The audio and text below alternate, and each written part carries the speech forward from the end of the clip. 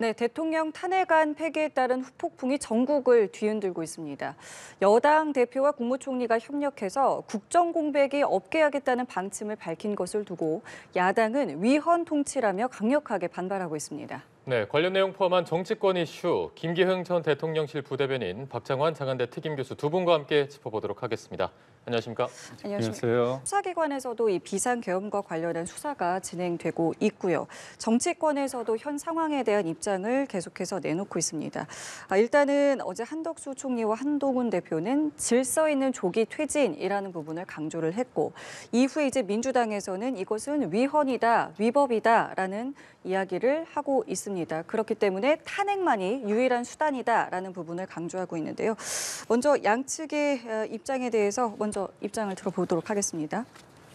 사실 지금 가장 큰 축은 계엄 상황에 대해서 수사가 계엄이 어떤 방식으로 이유가 뭔지 그 과정에서 불법적인 위헌적인 요소가 있는지에 대한 어떤 수사를 통해서 진실을 규명하고 그 과정에서 책임을 질 부분은 책임을 지고 처벌을 해야 되는 그런 한 축이 있는 거고요. 또 하나는 계엄이 준 대한민국의 어떤 충격파에 있어서 그 이후에 이제 대통령이 본인의 임기 등을 포함해서 사실상 이선 후퇴를 선언한 만큼 권력의 공백을 막기 위한 그런 수순이 있습니다. 그 과정에 있어서 여당은 국무총리를 중심으로 책임 총리 순으로 하면서 일정 부분 질서 있는 퇴진을 얘기하고 있고요. 야당 같은 경우는 즉시 하야 혹은 대통령 탄핵을 통한 어떤 즉각적인 어떤 권력의 어떤 이양을 요구하고 있는 상황인데요.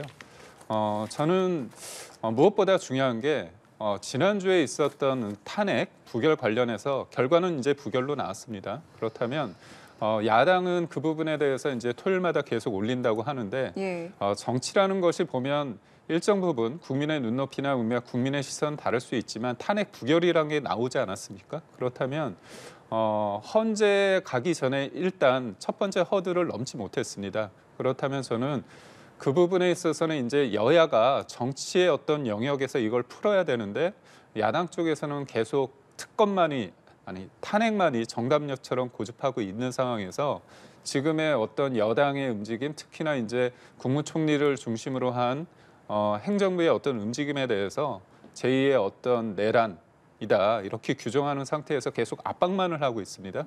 그러면서 무엇보다도 정치라는 것이 불확실성을 해소하고 안정감을 줘야 되는데 계속 지금의 현 상황에 대해서 굉장히 혼란을 일으키는 그리고 협상의 파트너인 여당에 대해서 굉장히 강압적으로 그러니까 탄핵을 계엄을 막기 위해서 처음에는 한동훈 대표가 위법적이고 위헌적인 이런 것들을 국민과 함께 막겠다고 했을 때는 악수를 했지만 그 이유에 있어서 탄핵에 대해서는 이견이 있을 수 있는데도 불구하고 그 부분에 대해서 계속 압박하고 있는 상황이 과연 이 혼란스러운 대한민국의 어떤 전국에 있어서 문제를 푸는 한 축으로서 책임 있는 야당의 자세가 맞는지에 대해서는 좀 의문입니다. 지금 필요한 건 압박이 아니라 정치적으로 풀어가는 것이다라는 말씀이신데요. 어떻게 좀 보고 계십니까? 네, 혼란한 탄핵보다 질서 있는 퇴진이 중요하다 이렇게 지금 얘기를 압축할 수 있는 것 같습니다. 그런데 저는 질서 있는 퇴진이 과연 질서를 부여하고 있는가,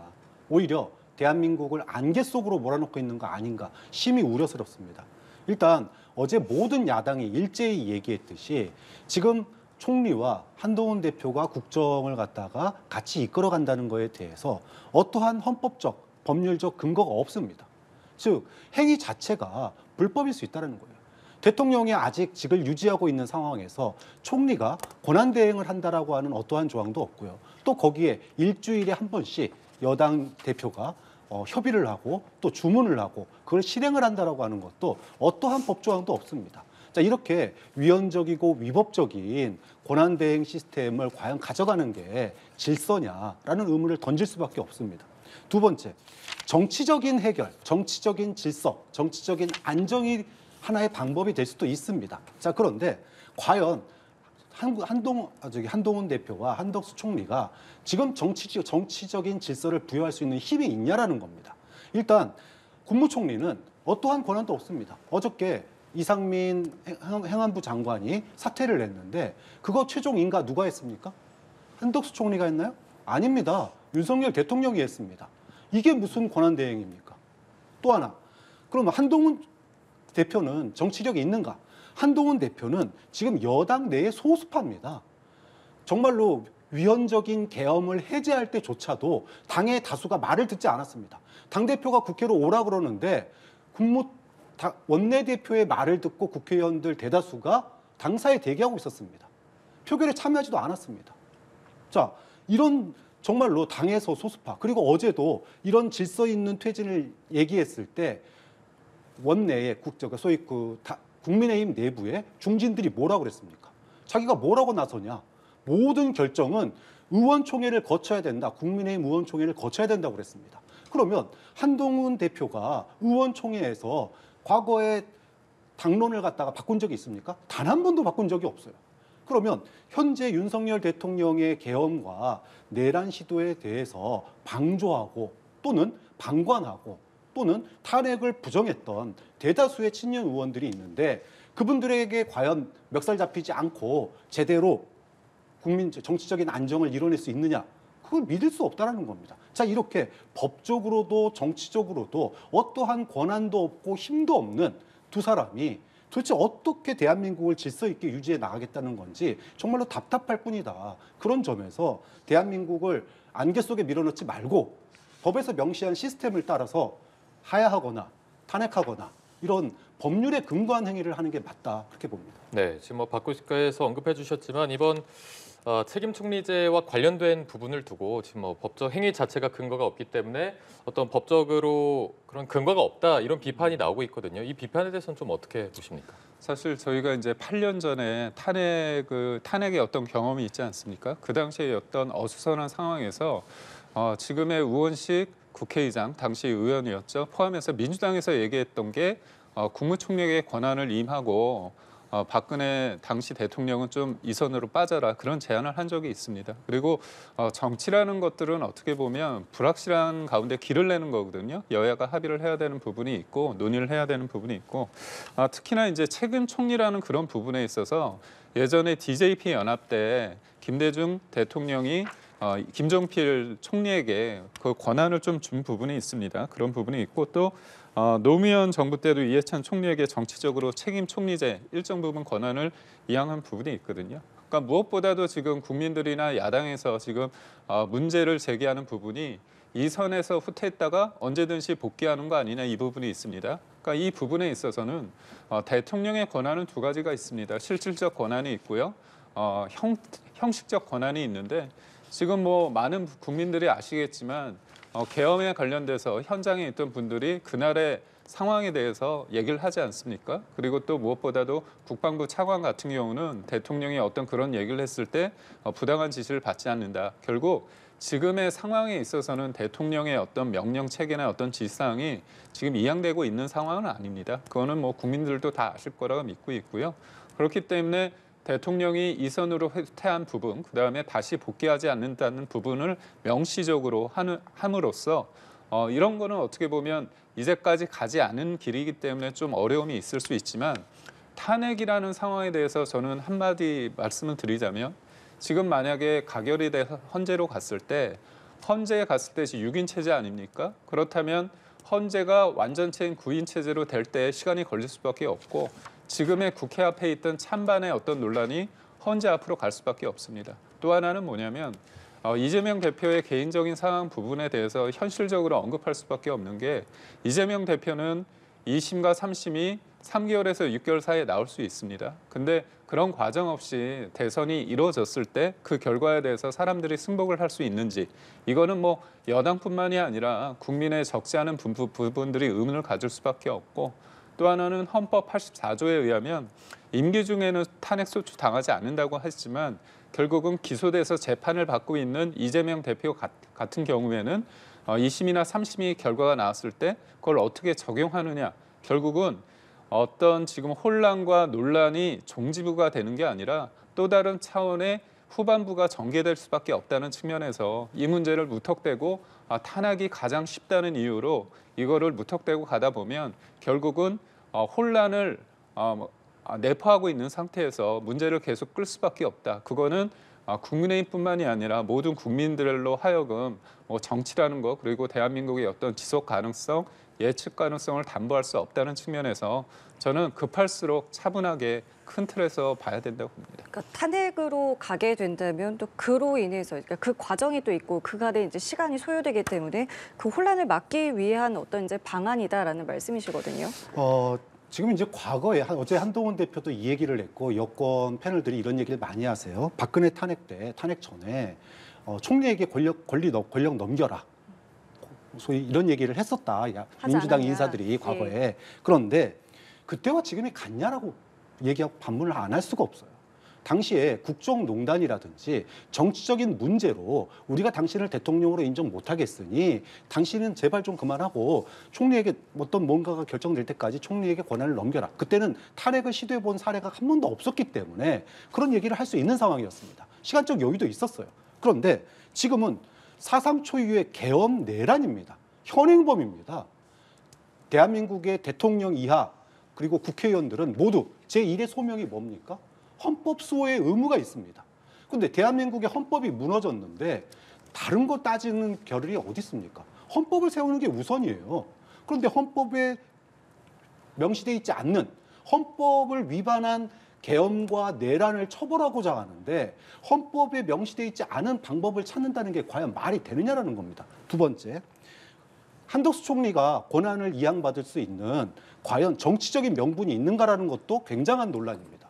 자, 계엄을 선포할 때 국무회의의 의결을 거치게 돼 있습니다. 국무회의의 심의를 받게 돼 있습니다. 자, 계엄 선포 과정에서 한덕수 총리가 반대했다고는 하지만 결과론적으로 총리가 계엄 문서라든지 여러 가지 서류에 서명을 하게 돼 있어요. 자, 그러면 계엄이 위헌적인 계엄이 선포되는데 우리가 서명한 사람들, 불법적인 행위가 저질러졌을 때 거기에 서명한 사람들은 이후에 모든 책임을 지게 돼 있습니다. 그러면 한덕수 총리도 지금 야당 일각에서는 지금 탄핵 대상이다라고 얘기를 하고 있어요. 그럼 탄핵 대상이 국정을 갖다가 권한을 넘겨받아서 책임진다라는 게 정치적으로 맞냐라고 하는 얘기에 대해서 뭐라고 얘기를 하실 건지 궁금합니다. 알겠습니다. 예. 그다음에 마지막으로 결과론적으로 그럼 탄핵 좋다. 탄핵했을 때 이재명 대표가 대통령 되면 혼란이 있지 않겠느냐 얘기했는데 이재명이 바로 대통령 되는 거 아니지 않습니까? 중요한 것은 그 사이에 주권자인 국민이 주권을 행사하는 겁니다. 국민이, 대한민국 권력은 주권은 대통령에게 있지도 않고요. 다수당에게 있지 않습니다. 대선을 치르는 과정은 국민이 주권을 행사해서 국민이 결정하는 겁니다. 거기서 이재명이 될지 한동훈이 될지 누가 될지 아무도 몰라요. 근데 지금 결정되지도 않고 국민의 주권이 행사되지도 않았는데 이재명한테 갈까 봐 못하겠다. 이게 말이 되는 얘기입니까? 국민 주권을 왜 먼저 예단을 하는 거죠? 있을 수 없는 일입니다. 알겠습니다. 예, 저희가 장영수 고려대 법학전문대학원 교수와 함께 이것을 헌법적으로 어떻게 지금 정치권에서 나오고 있는 이야기들을 해석을 해야 될지를 좀 여쭤봤는데 두 분께서 어떻게 들으셨는지 짧게 좀 여쭤볼게요. 네, 앞서서 뭐 하나의 사례로서 DJP 연합을 가지고 얘기를 설명을 하셨어요. 네. 아까 김기영 전 부대변인도 그 얘기를 하셨는데, 근데 DJP 연합은요, 주권자인 국민의 일부의 동의를 얻은 겁니다. 대선 과정에서 우리 이렇게 권력을 양분하겠습니다라고 국민들에게 이미 약속을 한 사안이에요. 그렇기 때문에 국민 주권자가 그런 대통령 뽑고 사실상 어떻게 보면 국무총리를 선출한 것과 같은 효과를 가지고 있는 겁니다. 즉 국민 주권자의 의사가 들어갔던 권력 일부 분할이었어요. 자, 그런 점에 있어서 이거는 사례로서는 적절치 않다라는 말씀을 드리고 싶고요. 두 번째, 자, 설사 권력 분할이 정치적으로 이루어졌다고 쳤을 때 그럼 그 권력을 갖다가 이양받은 총리가 지금 결정을 할 수 있는 게 있느냐라고 하는 점을 얘기 안 할 수가 없습니다. 당장 오늘도 지금 국수본에서 발표를 했습니다. 예. 자, 수사 주체를 둘러싸고 검찰이 할 거냐, 국수본이 할 거냐, 공수처가 할 거냐 아무도 조정을 못 하고 있습니다. 국무총리하고 한동훈 대표가 이거 조정할 수 있습니까? 한동훈 지금 그 국무총리는 일종의 그 위헌적인 계엄의 통과에 동의한 것 또는 국무위원의 다수가 지금 소위 계엄 내란이라는 것에 동조했다는 걸로 국무위원 다수가 지금 수사의 대상이에요. 그러면 수사의 대상이 수사 저기서 하세요라고 가름마 타줄 수 있냐라는 거예요. 한덕수 총리가 수사를 가름을 못하면 그럼 여당이 할 겁니까? 소수당이? 자, 이렇게 현실적이지 않은 권력의 이양이 과연 아무것도 할 수 없는 권력의 이양이 어떻게 질서 있는 퇴진으로 이어질 수 있냐라는 겁니다. 그 점이 가장 현실적인 문제라고 봐요. 알겠습니다. 입장 들어보겠습니다. 우선적으로 국무총리 한덕수 국무총리가 수사 대상이다. 뭐 이 관련 개헌 관련해서 했다. 저는 얘기를 들어보지는 못했습니다. 야당에서 그렇게 주장을 할 수 있을지 모르지만 지금 국민들이 과연 그렇게 보고 있는지는 좀 차치하고 지금 수사하고 기소하고 이제 결국은 뭐 재판으로 넘어가서 이제 유무죄를 받겠죠. 지금의 상황이 어수선한 건 팩트입니다. 맞습니다. 다만 이 정치의 영역이 있지 않습니까? 지금 교수님도 말씀을 하시기에 위헌적 상황이라고 단정 지을 수 없다고 말씀을 하셨죠. 이선 후퇴가 명시적 규정이 없다고 해서 금지됐다고 볼 수도 없는 겁니다. 이런 상황 속에서 필요한 게 바로 정치입니다. 제가 이제 이재명 대표 얘기를 했지만 제가 하나 더 말씀을 드리자면 87년 어떤 직선제 이후에 많은 대통령이 있었습니다. 벌써 뭐 횟수로 따지면 한 40년 가까이 된 거죠. 그때 수많은 대통령이 됐는데 그 대통령의 결말이 어땠습니까? 아름다웠습니까? 뒤가 좋았습니까? 극단적인 선택도 하고요. 탄핵되신 분들도 있고요. 측근들의 비리, 가족들의 비리로 해서 다 좋지 않았습니다. 문제는 그 다음 정권이 되면 이른바 적폐 수사를 통해 가지고 하나 되는 대한민국이 이루어지지 않았습니다. 계속 반복되고 있죠. 이재명 대표는 여소야대 국면에서 18명을 탄핵시키고자 했습니다. 권력을 무력화시켰습니다. 사정기관뿐만이 아니라 방통위, 헌재, 그다음에 서울중앙지검, 감사원까지 다 됐습니다. 그렇다고 해서 대통령의 어떤 권한이라고 해서 저 계엄을 두둔하고 싶지는 않습니다. 근데 양쪽이 강대강의 대치 속에서 국민들, 민생은 어디 갔습니까? 그렇다면 한 사람을 다시 리더십 메워가지고 뭔가 편하니까 탄핵이 편하니까 조기 대선 해가지고 한 사람 리더십 만들고자 하는 게 좋을까요? 계속 반복되는 잘못이 이어진다면 이참에 몸에 맞지 않는 어떤 개헌을 통해서 헌법은 바꿔야 됩니다. 그런 큰 틀에서 사고할 수 있어야 되는데 지금 본인의 어떤 가능성이 높다고 해서 무턱대고 탄핵이 유일한 답이라고 해서 주입식으로 집요하게 반복적으로 이렇게 얘기하는 부분 상대를 지금 악마하고 있지 않습니까? 그런 상황 속에서 제가 볼 때는 좀 더 정치권이 차분하게 이 일을 보는 게 맞다고 봅니다. 알겠습니다. 거기에 동의할 수 없는 게요. 모든 대통령의 끝이 좋지 않다고 그래서 그럼 대통령제를 없애고 내각제로 가자는 얘기입니까? 자, 대통령제가 좋든 나쁘든 내각제가 좋든 나쁘든 그것을 결정할 수 있는 것은 국민이에요. 현재 결정해 놓은 것은 대통령제이기 때문에 대통령으로 하는 겁니다. 만약에 그렇게 돼서 이번에 국민들이 이런 불법적인 위헌적인 계엄과 내란을 보면서 대통령제는 더 이상 안 되겠구나라고 하는 국민의 총의가 모아진다면 당연히 내각제로도 갈 수 있습니다. 근데 문제는 다음 그래서 지금 현재 대통령제가 문제가 많고 그 다음 대통령의 가장 유력한 사람이 이재명이라 그래서 대통령제로 못 가겠다. 선거 못 하겠다. 이 얘기가 과연 계엄과 내란이라고 하는 초유의 현직 대통령의 이런 위헌적인 불법적인 그런 현행범을 소위 말해서 처분하는 데 있어서 어떻게 그것이 명분이 될 수 있고 그것이 회피의 명분이 될 수 있는지 그 부분에 대해서는 설명을 해주셔야 된다고. 알겠습니다. 반론은 저희가 현장 연결 뒤에 듣도록 하겠습니다. 공수처는 현재 검경의 이첩 요청권을 행사한 상황이고요. 지금 발표 내용에 따르면 공수처의 이첩 요청을 받은 수사기관은 응해야 된다라는 규정이 있고 지금의 어떤 상황에 대한 어떤 공정성 또 정치적 중립성을 봤을 때 공수처에서 수사를 해야 한다라는 부분을 강조를 했습니다. 또 저희가 앞서서 이제 국수본 브리핑을 봤을 때는 또 국수본에서는 이 내란죄 수사 주체는 국수본이다라고 하면서 지금 각 수사기관별로 왜냐하면 지금 검찰도 수사가 진행되고 있기 때문에요. 지금 검찰과 경찰과 공수처 각각 이 수사를 이제 직접 해야 된다라고 이제 수사의 주체에 대해서 지금 계속 주장을 하고 있는데요. 현재 이 상황을 어떻게 보시는지와 조금 전에 이제 반론권을 아직 못 드렸는데 관련해서 좀 먼저 말씀도 부탁드릴게요. 그 얘기는 이제 나중에 하고 이 관련해서 말씀드리자면 한 명이 더 남았습니다. 한 주체가 특검입니다. 특검. 그러니까 보면 경찰, 검찰, 공수처 앞으로 특검도 있을 텐데 얘기는 다 그럴 거예요. 보면 오로지 국민만 바라보고 법과 원칙에 따라서 수사를 할 거다. 제가 볼 땐 주어만 바꿔도 다 같은 말씀을 하는 겁니다. 제가 이거 보면서 좀 안타까움을 느끼는 게 공수처 관련해서 문재인 정부 때 만들었습니다. 근데 공수처가 재기능을 못했다는 비판을 받았죠. 그다음에 검경 수사권 논란이 있었죠. 그러니까 검찰의 어떤 수사 권한을 경찰에 넘기면서 굉장히 가름마가 안 타졌습니다. 결국. 예. 그러니까 결국 이게 뭐냐. 민주당이 왜 이렇게 만들었는지 모르겠어요. 그러니까 이 부분에 대해서 가름마를 못하게 하는 어떤 본질적인 문제가 뭐냐. 그리고 여기에서 지금 민주당이 또 특검 다 못 믿겠다고 특검까지 발의한다는 거 아닙니까? 본 특검이 있고요. 또 상설 특검도 발의할 겁니다. 뭐 4명이 아니라 5명의 주체가 되겠죠. 혼란스럽습니다. 그렇지만 이 부분에 대해서 가름마 탈 수 있죠. 왜 없겠습니까? 국무총리에 대해서 권한을 사실상 여야 합의돼서 한다면 문제가 안 될 수가 없습니다. 될 수 있다고 보고요. 근데 그건 이미 전제가 깔린. 그렇습니다. 예. 야당이 존중하느냐의 부분이 있겠죠. 예. 근데 야당이 진실 규명을 위해서 그거에 대해서 왜 안 하죠? 뭐가 문제라고 보는가요? 이 수사에 대해서 진척이 되는 걸 반대하는 건가요? 그거 아니지 않습니까?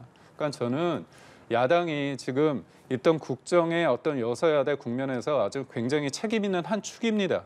그렇다면 그 책임감을 발휘해 주시면 좋겠습니다. 일이 되게끔 하는 게 중요한 거 아닙니까? 그런 관점에서 저는 어지럽습니다. 하지만 뭐 본인들의 어떤 이런 어떤 윤석열 정부, 윤석열 대통령에 대한 수사를 통해서 본인들의 어떤 존재감을 하기 위한 어떤 그런 사심이 있어 보이는 것 같아서 제가 좀 안타까움을 금할 수 없지만 믿겠습니다. 그리고 윤석열 정부 내에서 국무총리가 힘을 갖고 가름마를 탈 수 있도록 의회에서도 협조해 주시기 바랍니다. 중복 수사가 진행된다면 상당히 이건 비효율적인 겁니다. 이게 네. 뭔가가 필요해 보이는데요. 그렇죠. 지금 이렇게 초동 수사에서 수사 권한을 둘러싸고 혼선이 빚어지는 이유는 예. 간단합니다. 선출되지 않는 권력의 한계예요. 만약에 현직 지금 이 사건이 이런 사건이 아니고 다른 문제도 터진 문제였다라면은 대통령이 어디서 수사해라 또는 법무부 장관이 어디서 수사해라 이렇게 정리하면 끝날 문제입니다. 그런데 지금 선출되지 않는 권력이 컨트롤 타워에 있다 보니 이런 문제가 발생하는 거다. 두 번째, 권한의 법적 근거가 명확하지 않은 면이 있습니다. 각자 뭐 검찰은 검찰대로 직권 남용에서부터 출발하면 예. 수사할 수 있다.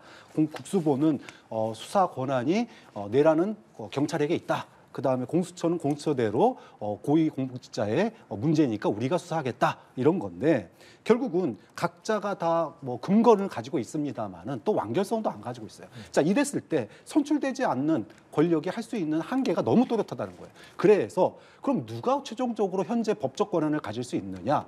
결국은 선출된 권력이 여기에 관여할 수밖에 없는 겁니다. 아까도 얘기했듯이 지금 그래서 국회에서 다수당 민주당이나 야당들이 특검, 내란 특검, 상설 특검 포함해서 내란 특검을 지금 준비를 해놓고 있습니다. 이 부분은 뭐냐면 초동 수사는 각 수사 주체가 다 할 수 있어요. 어쩔 수 없습니다. 지금 초동 수사 다 해놓고 이 부분에 대해서 국회에서 특검이 이제 내란 특검이 통과가 되면 내란과 관련된 모든 사건을 이첩을 받아서 또는 합동 수사본부를 꾸려서 아마 수사를 하게 되지 않을까. 자, 이렇게 지금 수사를 누가 하느냐부터 하나부터 열까지 모든 것이 법적 권한과 방향성이 일정치 않으면 끊임없는 혼란에 빠질 수밖에 없다. 그런 점에서 권한에 대통령 권한이 어디로 가야 되는지에 대한 명백한 결정이 있어야 된다. 그리고 그것은 저는 자진 사퇴, 하야나 탄핵 외에는 그런 명백한 권력의 이 권한 이행, 권력 이양이 쉽지 않기 때문에 더 혼란스러워질 수밖에 없기 때문에 지금이라도 하야, 그다음에 탄핵 두 개 중에 하나가 결정돼야 되는 이유라고 봅니다. 네, 일단은 뭐 지금 이렇게 수사 주체에 대한 혼란이 생기는 부분은 선출되지 않은 권력의 한계다. 그래서 선출된 권력, 즉 특검에 대한 필요성을 좀 언급해 주셨는데 이 부분에 대한 가능성이나 그런 앞으로 진행 상황 어떻게 좀 예측을 해야겠습니까? 여야가 이렇게 합의를 해서 중지를 모아야 되는데 이제까지의 민주당의 어떤 행태, 이제까지의 어떤 스타일을 본다면 밀고 가겠죠. 다수에서 원하는 방식, 본인들의 어떤 입맛에 맞는 특검으로 구성을 해서 그렇게 뭐 기간과 범위와 그런 거 제한 없이 아마 탈탈 털 거라고 봅니다. 근데 제가 앞서 말씀드렸지만 경찰이나 검찰이나 공수처에서 지금 대통령 수사에 대해서 뭔가 봐주기 수사는 불가능하다고 봐요. 그렇기 때문에 어떤 이게 일종의 저는 정치적인 어떤 노림수라고 보는데 한편으로 좀 역설적인 상황이 될 수도 있습니다. 뭐냐면 대통령이 소위 말해서 어떤 계엄에 관한 책임론, 법적 책임론이 됐을 때 두 가지 트랙이 있습니다. 하나는 구속 수사를 통해 가지고 어떤 재판 결과를 통해 가지고 처벌을 받는 면이 있고요. 또 하나는 헌재를 통해 가지고 파면되는 경우가 있습니다. 근데 지금 파면되는 상황은 국회 허들을 먼저 넘어야 되지 않습니까? 이루어지지 않고 있어요. 그거에 대해서는 이견이 있을 수 있는 겁니다. 근데 대통령이 구속이 되잖아요. 그렇다면 대통령이 구속이 되면 국무총리가 권한 대행을 할 수 있습니다. 왜냐, 유무죄가 확정되지 않은 상태에서 처벌을 할 수 없는 거 아닙니까? 역설적으로 지금 야당이 저는 뭐 그렇게까지 생각을 안다고 생각하는데 만약에 대통령의 어떤 구속되는 상황에 대해서 과연 바라는가 아니면 바라지 않는가 역설적인 상황이 도래할 수 있다 이렇게 생각합니다. 한마디만 좀 더 드리고 싶은데요. 네. 자, 만약에 아까 우리가 지금 이제 공수처냐 국수본이냐 검찰이냐 이 얘기를 했잖아요. 예. 근데 결론은 지금 특검으로밖에 갈 수 없을 거다라고 얘기를 했습니다. 예. 그러면 만약에 여당이 동의할 수 없는 특검이다. 이제까지 그랬듯이 그럼 야당이 주도해서 특검 통과시켰어요. 그럼 거부권 누가 행사합니까? 아니, 그러니까 우선 대통령이 행사합니까? 국무총리가 행사합니까? 제가 말씀드리고 싶은 게 뭐냐면 지금 진행되는 상황에 대해서 다 못 믿겠다고 계속 그러다 보니까 문제의 본질이 거기 있는 겁니다. 공수처도 특검이에요, 하나. 근데 그 특검을 어떻게 보면 상설적으로 만들어내는 게 공수처입니다. 그러니까 본인들이 원하지 않는 것들에 대해서 특검 하는 거죠. 그리고 말씀하신 것처럼 거부권은 누가 행사하느냐 부분은 지금 어떻게 보면 미지의 영역이고 합의의 영역인 거죠. 아까 교수님 말씀도 뭐냐면 이선 후퇴라는 부분에 대해서 명시적인 규정이 없다고 해서 그게 위헌이다, 금지됐다고 말할 수 없는 부분이 있는 겁니다. 위헌적 상황이 아니라고 하는데 저는 어제부터 그다음에 심지어 국회의장까지 다 위법이고 위헌이라고 다 단정적으로 얘기하지 않습니까? 지금의 상황은 누구도 규정할 수 없는 상황입니다. 그게 바로 법적인 상황에서 가름마가 안 타지기 때문에 그게 명시적으로 위법이고 법이 예. 위헌이 아니라고 한다면 그 부분은 정치의 영역이 있는 거죠. 근데 정치의 영역은 본인들이 불리하다고 해서 다 배제시킨 상태에서 무조건 답정너처럼 그렇게 가자고 했을 때 이 부분에 대해서 누가 더 혼란을 일으키는지에 대해서는 국민들이 평가할 거라 봅니다. 그 아니. 법적 근거가 없을 때 저는 정치적으로 합의를 하고 협의를 하고 정치적 타협을 하는 것은 당연한 일이라고 봅니다. 그런데 누가 보더라도 명백한 법적 근거가 있습니다. 그리고 국민의 요구가 있습니다. 주권자인 국민의 요구와 법적 근거가 명확하게 있는데 왜 그거를 갖다가 회피해서 당리당략에 따라가지고 이재명한테 대통령 못 주겠으니까 우리는 정치적으로 타협합시다라고 얘기하는 게 과연 저는 국민의 동감을 얻을 수 있을지 네. 알겠습니다. 의문입니다. 짧게만 대답을 해주실까요? 네, 사실 저희가 그 박근혜 전 대통령이 탄핵되지 않았습니까? 근데 그때 상황에 대해서 탄핵을 찬성했던 분들 중에 적지 않은 분들이 지금 후회하고 있는 분들이 있습니다. 모든 문제를 탄핵이라는 것으로 해결하는 게 과연 맞을까에 대한 어떤 본질적인 질문이 있는 거고요.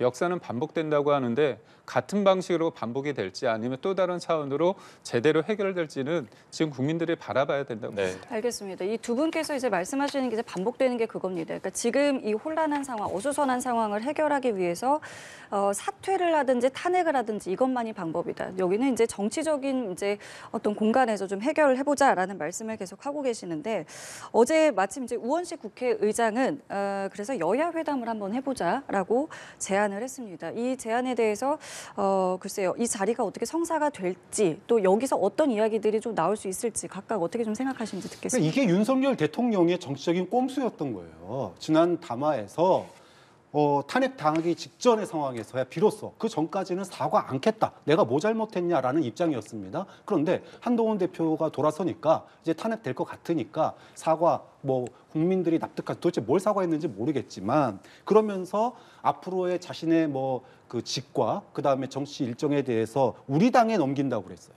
근데 과거에 아까 박근혜 전 대통령 탄핵 얘기했는데 그 당시에는 국회에 넘긴다고 했습니다. 자, 애초에 국회에 넘긴다고 했으면 여야 간의 합의라든지 표결이라든지 어떤 방법들을 찾을 텐데 우리 당에다가 넘긴다고 해놓으니까 그것도 여당의 소수파인 한동훈 대표가 그 얘기를 주로 받아오니까 지금 여당의 다수파가 의총도 안 거치고 왜 네 맘대로 해? 이런 얘기가 나오는 거예요. 자, 우리 당에 넘긴다라고 하는 것 자체가 윤석열 대통령의 꼼수였다. 자, 그러면 우원식 의장이 얘기하는 거는 너무 당연한 얘기입니다. 국회에서. 왜? 지금 대통령을 제외한 선출된 권력의 핵심 축은 국회니까. 그럼 결국은 국회에서 얘기가 논의가 될 수밖에 없는 거고, 그럼 국회에서 논의가 되려면 기존에 한동훈 대표나 또는 지금 한덕수 총리가 얘기하고 있는 뭐 질서 있는 퇴진에 의해서 매주 뭐 거기서 결정한다. 이것을 갖다가 원천 무효할 수밖에 없는 거예요. 그걸 해놓고 국회에서 얘기를 해도 해야 되는 거지. 지금처럼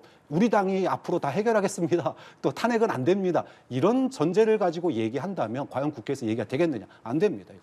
맞습니다. 제가 볼 때는 답을 정해놓은 상태에서 논의를 할 수 없습니다. 내가 변할 수도 있고 상대도 변할 수 있다. 서로 간에 어떤 뭐랄까요 그런 유연성을 가지고 해야 되는데 사실 보면 그 우원식 의장 같은 경우는 저번에 회의 진행 방식도 있어서 답이 정해져 있죠. 아주 정의로운 거는 탄핵 아니면은 정의롭지 못한 것으로 규정을 지었습니다. 이 부분에 있어서는 국민의힘의 판단에 대해서 그 책임은 국민의힘 의원들이 온전하게 감당을 해야겠죠. 그렇지만 지금 상황에서 그게 답이다 아니다 이 부분에 대해서는 저는 말할 수 없다고 보고 있고요. 그리고 또 하나는 뭐냐면 우선은 질서 있는 퇴진의 가장 전제가 뭐냐면 질서 있는 논의입니다. 그 논의가 역설적인 상황이 되는데 한동훈 대표의 리더십 굉장히 취약하죠. 근데 그 취약한 리더십을 강화시키는 사람이 누구냐? 이재명과 민주당입니다. 왜 그런지 아십니까?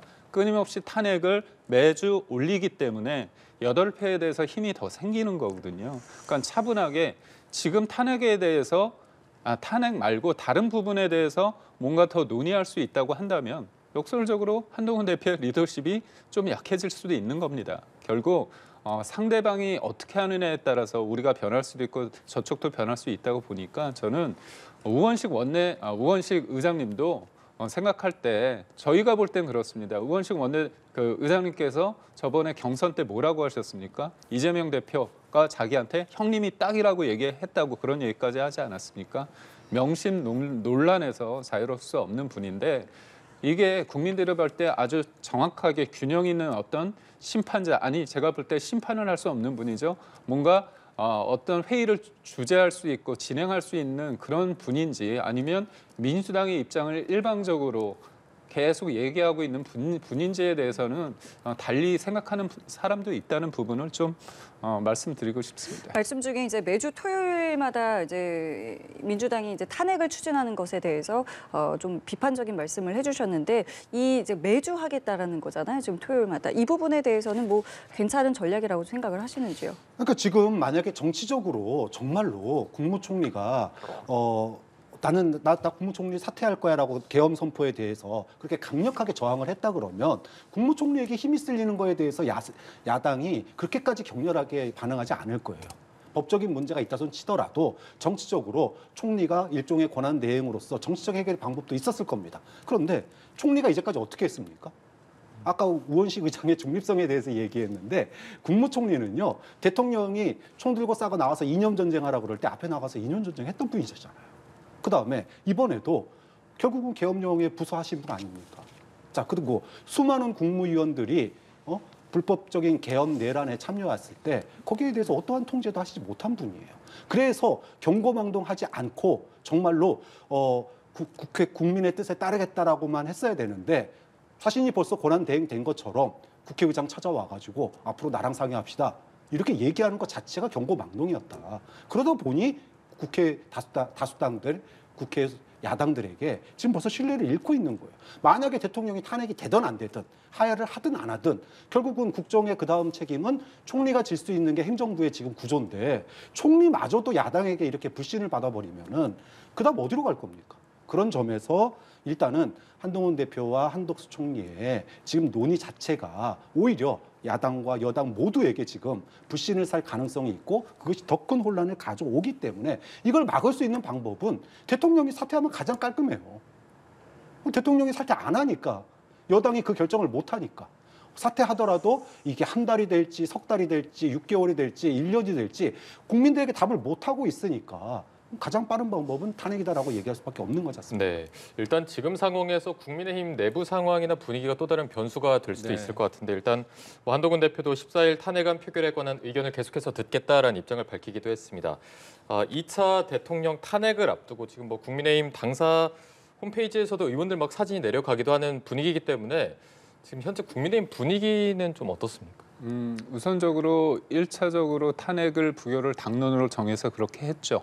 그렇다면 이 일주일간 결국은 한동훈 대표가 얘기했는 그 질서 있는 퇴진에 대한 디테일 그런 플랜이 좀 나와야 된다고 봅니다. 국민들이 지금 생각하는 가장 중요한 게 뭘까요? 궁금해하는 게 결국은 대통령이 언제 사퇴하느냐, 퇴진하느냐 그 부분 아니겠습니까? 그렇다면 그 시한을 볼 겁니다. 그러면 시간이 나오면 타임테이블이 정해지고 그렇다면 이 타임테이블이 빠르든 아니면 조금 늦어지든 그 이유가 있어야 되잖아요. 그렇다면 이거를 할 때 논의가 많다. 그렇다면 우리가 시간이 좀 늦춰지겠죠. 이번 기회에 여러 가지 어떤 개헌적인 상황까지 포함해서 얘기한다면 시간은 좀 늦어질 거고 그게 아니라 지금의 시스템적으로 그대로 가되 뭔가 질서 있는 퇴진을 통해 가지고 국정의 공백을 막기 위해서 한다면 그거는 그리 길 필요는 없는 것 같습니다. 그런 관점에서 보시면 될 것 같고요. 무엇보다도 지금의 상황에 대해서 당리당략으로 저희가 본다고 조금 보시지 않았으면 좋은 게 뭐냐면 결국은 그렇습니다. 한 명의 대통령이 되느냐 안 되느냐를 떠나서 지난 탄핵 이후에 대한민국이 과연 굉장히 안정화됐는가 얘기 말씀드리겠습니다. 지금 국무총리에 대해서 되게 비판을 하셨는데 저희가 2022년 5월에 정권 교체를 했습니다. 탄핵의 얘기가 2022년 10월부터 거리에서 나왔습니다. 민주당 의원들이 나왔죠. 그리고 계속 끊임없이 탄핵 18명을 언급하고 사정기관을 포함해서 예산도 무력화시켰습니다. 그러니까 그런 관점이 뭐냐. 그러니까 이 제도적인 전반적인 부분에 대해서 논의를 한다면 시간은 좀 더 필요하다는 거죠. 결국은 대통령이 언제 나올지에 대한 부분도 가장 중요하고 그렇다면 그 기간 내에 어떤 논의를 하고 그렇다면 얘기가 되는 게 뭐냐면 거국 내각을 할 수도 있는 거고요. 책임 총리를 통한. 거기에서는 거국 내각이나 총리할 때는 야당의 의견을 들을 수 있는 구조가 됐겠죠. 그다음에 또 하나는 임기 단축 개헌이 필요하다면 그런 부분에 대해서 논의를 해야 될 거라고 봅니다. 알겠습니다. 뭐 짧게 이것만 여쭤볼게요. 어쨌든 지금 시간은 흐르고 있고 말씀하신 뭐 예산안 처리 같은 이제 당장 이제 민생에 아주 직결된 문제들도 남아 있는데 관련해서 일단 협조를 좀 요구를 하고 있습니다. 이 부분은 어떻게 좀 해결해야 된다고 보십니까? 그러니까 지금 위헌적인 계엄과 내란을 갖다가 발생시켜 놓고 거기에 책임이 있는 여당이 자기들끼리 수습하겠다고 하면서 민생은 야당 보고 책임지라고 그럽니다. 이거에 과연 공감할 수 있습니까? 동의할 수 있습니까? 예산 처리가 일주일, 2주일, 한 달 미뤄질 수 있습니다. 설사 올해 12월 달 안에 안 된다고 하더라도 작년에 준해서 돈은 집행됩니다. 예산이 무너지는 게 아니에요. 중요한 것은 어떤 명분과 어떤 국민적인 공감대를 만들어 갈 거냐는 겁니다. 명분과 공감대의 가장 중요한 근거는 헌법과 국민의 요구입니다.